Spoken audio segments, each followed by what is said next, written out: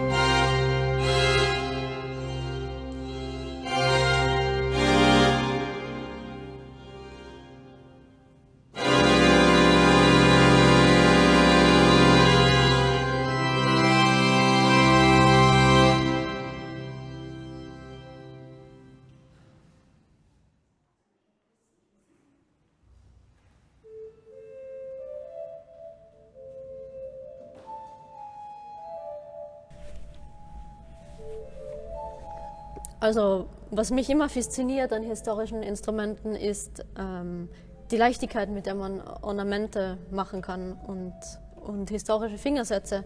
Das funktioniert irgendwie wie von selbst. Auf einer modernen Orgel geht oft eine gewisse Leichtigkeit verloren und das zusammen mit einem Klang, den man auch nicht mehr als historisch empfindet, entfernt einen von dieser historischen Praxis. Zugang zu Orgeln ist immer ein Riesenproblem und hält viele Komponisten davon ab, für Orgeln zu schreiben und hält auch Kinder davon ab, Orgel zu lernen, was ich so aus Gesprächen mitbekommen habe. Wenn ich an eine historische Orgel komme, dann ist das einfach eine Ganzkörpererfahrung. Also das Spielgefühl auf einer historischen Orgel ist nicht vergleichbar mit einer modernen Orgel, um es ganz einfach zu sagen. Und das Klangerlebnis auch nicht. Weil wenn man zum Beispiel das tiefe C von der Orgel nimmt, so etwas ist sehr selten auf modernen Orgeln. Es spricht sehr, sehr langsam an und man macht ganz anders Musik auf ihr. Die Zeit, die der Prinzipal braucht, um in Schwingung zu geraten, das verrät einem eigentlich schon, dass man anders spielen muss auf ihr.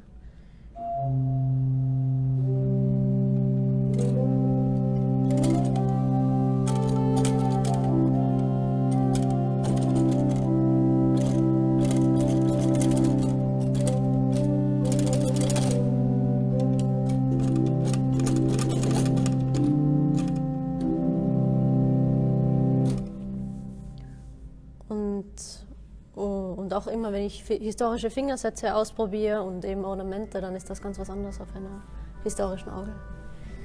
Ich finde das schwierig zu generalisieren auf historischen Orgeln, wie der Körper sich fühlt mit dem Instrument. Aber sicher ist, dass jedes Instrument so seine Eigenart hat. Und das ist etwas, das kann man gar nicht so wirklich verstehen und rationalisieren. Das ist einfach etwas, das man fühlt.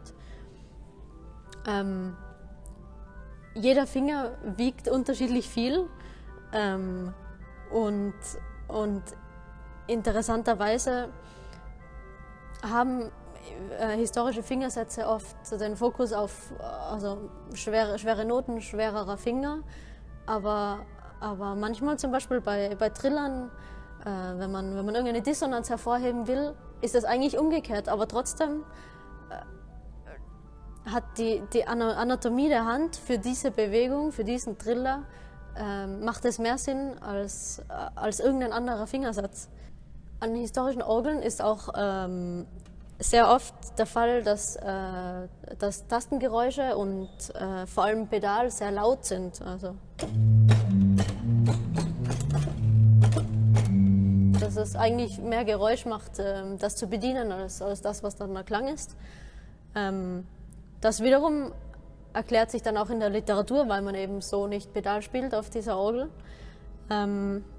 Aber es regt auch dazu an, einfach delikater zu spielen, weil man sich denkt, dieser Klang ist vielleicht nicht unbedingt gewollt und überhaupt fühlt sich die Tastatur fragiler und delikater an.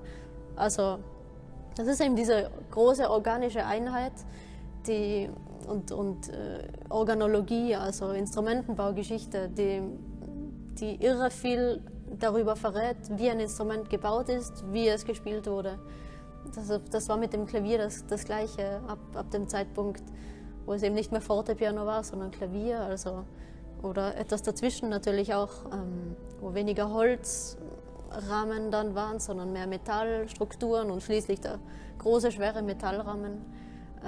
Das hat eine ganz andere Körperinvestition auf einmal benötigt. Dass ich mir das anschaue, was vor Ort ist, also das Instrument steht im Mittelpunkt, das Instrument mit seinen Klängen, und es ist einfach sehr wichtig, dass ich die Ohren aufschließe und mir eben auch Details nicht entgehen lasse. Also wie ein italienischer Prinzipal klingt, aber auch wie er unterschiedlich klingt auf verschiedenen Tasten. Also hier mit einem ganz, ganz sanften Streichen am Beginn und danach natürlich dieser typische Prinzipalklang, oder die nächste Taste. Ziemlich ähnlich, aber dann haben wir zum Beispiel hier das C, das eine irre langsame Ansprache hat. Und wenn ich jetzt moderne Musik drauf mache, dann werden alle diese Details sehr wichtig sein, weil das einfach das Genuine, das Organische an dem Instrument ist. Und gleichzeitig hat es eine Auswirkung darauf, wie mein Körper auf das Instrument reagiert. Wenn ich weiß, dass diese Taste sehr viel Zeit braucht, dann brauche ich eben 2 Sekunden mehr für diese Taste. Aber es wäre schade, einfach zu tun, als wäre es nicht da oder es sogar zu problematisieren. Ja, und was mich eben interessiert hat an Live Electronics, ist eben, dass es so wenig invasiv ist. Also dass man mit dem Klang arbeiten kann, der vorhanden ist von der historischen Orgel, und die Live Electronics, die zerstören das nicht, sondern die gehen eben auch von diesem Klang aus und arbeiten damit.